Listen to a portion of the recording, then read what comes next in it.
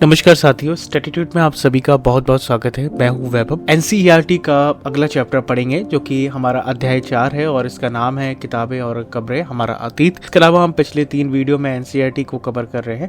इस चैप्टर के बारे में हम जानते हैं कि हमें क्या जानने को मिलता है। देखिए, इस चैप्टर में हमें ये जानने को मिलेगा कि क्या क्या सभ्यताएं थी, कैसे लोग रहते थे।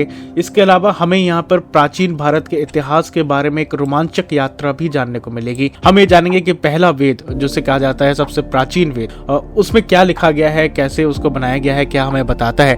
इसके अलावा आपको पता होगा कि हमारे 4 वेद हैं। ये मैं आपके लिए छोड़ रहा हूँ, आप हमें कमेंट बॉक्स में बताइए कि वो 4 वेद कौन से हैं।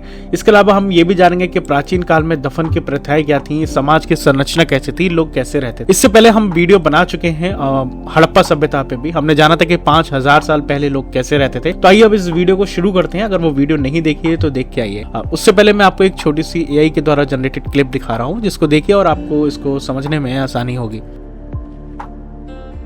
हिस्ट्री के दीवाने, स्वागत है वापस एक और मजेदार सफर में हमारे पुराने जमाने के। ऋग्वेद 4 वेदों में सबसे पुराना है, लगभग 300 साल पहले लिखा गया था।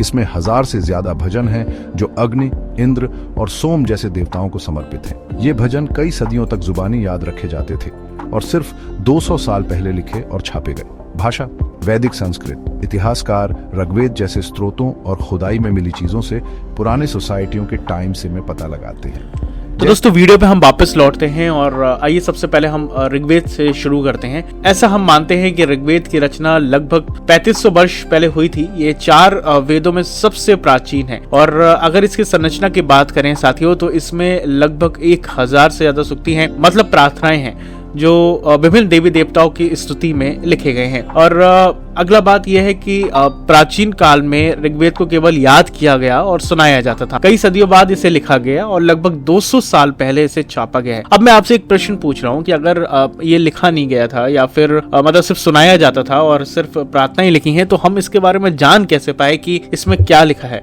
ये आप मुझे बताइएगा। जैसे ऋग्वेद में महर्षि विश्वामित्र और व्यास और सतलुज नदियों के बीच एक बातचीत है, जिससे हमें उस समय के भूगोल के टाइम से में पता चलता है। ऋग्वेद में सरस्वती और सिंधु नदियों का जिक्र कई बार आता है, लेकिन गंगा और यमुना का सिर्फ एक टाइम। गाय और घोड़े वैदिक समाज में बहुत महत्वपूर्ण थे। जमीन, पानी और जानवरों के लिए लड़ी जाने वाली लड़ाइयों में घोड़े रथ खींचते थे। लड़ाई में स्थायी सेना नहीं थी।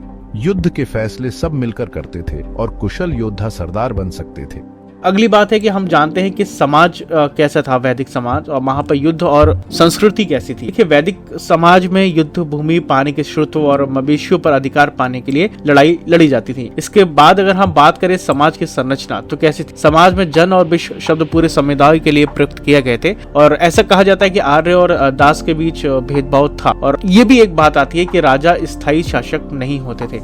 आइए अब हम जानते हैं कि वहाँ पे जो महापाषाण की हमें कब्रें मिली हैं, उसमें हमें क्या जानने को मिलता है। ऐसा माना जाता है दोस्तों कि लगभग 3000 वर्ष पूर्व कब्रों पर बड़े बड़े पत्थर रखने की परंपरा शुरू हुई थी, जिसके कारण ही इसे महापाषाण कहा गया। और इन कब्रों से हमें क्या क्या मिला है? इसमें हमें मिट्टी के बर्तन भी मिले हैं, साथ में लोहे के औजार, घोड़ों की हड्डियां, सोने के गहने और वस्तुएं मिली हैं।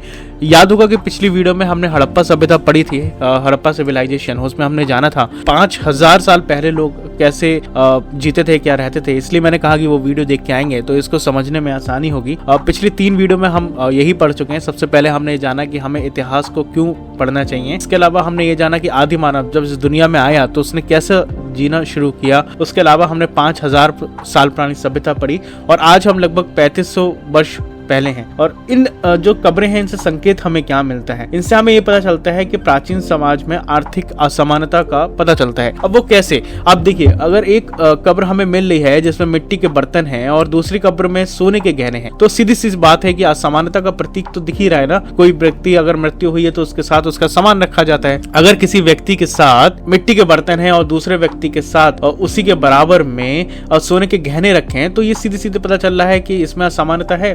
आइए अब हम जानते हैं कि जो हमें इनाम गांव के बारे में प्राचीन जानकारी मिली है तो लोग कैसे रहते थे। वहां पे लोग कृषि करते थे और बिल्कुल इसमें गेहूं, चावल, जौ, बाजरा जैसी फसलें उगाई जाती थी। इसके अलावा पशुपालन के बारे में हमें जानकारी मिली है कि गाय, बैल, भैंस, भेड़, बकरी और कुत्ते और घोड़े पाले जाते थे। और दफन की प्रक्रियाएं हमने जाना ही है कि लोगों को गड्ढों में या कभी कभी घर के अंदर भी दफनाया जाता था। अंत में इस चैप्टर से हमें क्या जानने को मिला है, तो सबसे बड़ी बात कि हमें वैदिक ज्ञान का पता चला कि ऋग्वेद में क्या क्या प्राचीन लिखा गया है, क्या क्या, और सामाजिक संरचना को जानने को मिला है कि कैसे लोग वहां पे रहते थे, वर्ग व्यवस्था कैसी थी और शासन प्रणाली कैसे होती थी, कैसे ये चलता था। आर्थिक गतिविधियां जानने को मिली, कृषि और पशुपालन और व्यापार के बारे में हमें जानने को मिली। इसके अलावा हमने सांस्कृतिक प्रथाएं भी जानी कि वहां पे मृत्यु के बाद क्या होता था और धार्मिक अनुष्ठान कैसे होता था। तो इस चैप्टर से हमें जानने को मिलता है, या जो हम प्राचीन भारत पढ़ रहे हैं अभी एनसीईआरटी में, तो हमें इसमें अध्ययन में हमें ये केवल अपने इतिहास को समझने में मदद करता है, बल्कि हमारी वर्तमान संस्कृति और समाज के विकास को समझने में भी सहायक करता है।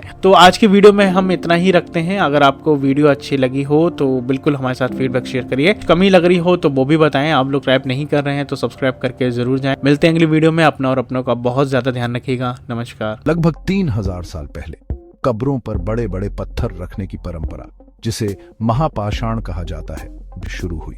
इन कब्रों में मिट्टी के बर्तन, लोहे के औजार, घोड़ों की हड्डियां, सोने के गहने और बहुत कुछ मिला है, जिससे पता चलता है कि समाज में ऊंच नीच थी। ये लोग खेती और पशुपालन करते थे, गेहूं, चावल, जौ और बाजरा जैसी फसलें उगाते थे और गाय, भैंस, भेड़, बकरी, कुत्ते और घोड़े पालते थे। वे जंगली फल भी इकट्ठा करते थे और शिकार भी करते थे। तो आज हमने क्या सीखा? ऋग्वेद हमें वैदिक समाज की एक झलक दिखाता है, जिसमें युद्ध, गाय और घोड़े महत्वपूर्ण थे। राजा स्थायी शासक नहीं थे और कोई टैक्स सिस्टम नहीं था। समाज में अलग अलग भूमिकाएं और वर्ग थे। आर्य हमें शुरुआती खेती और पशुपालन के टाइम से में जानकारी देता है। देखने के लिए शुक्रिया। लाइक बटन दबाएं और ज्यादा ऐतिहासिक सफर के लिए सब्सक्राइब करें। अगली बार मिलते हैं।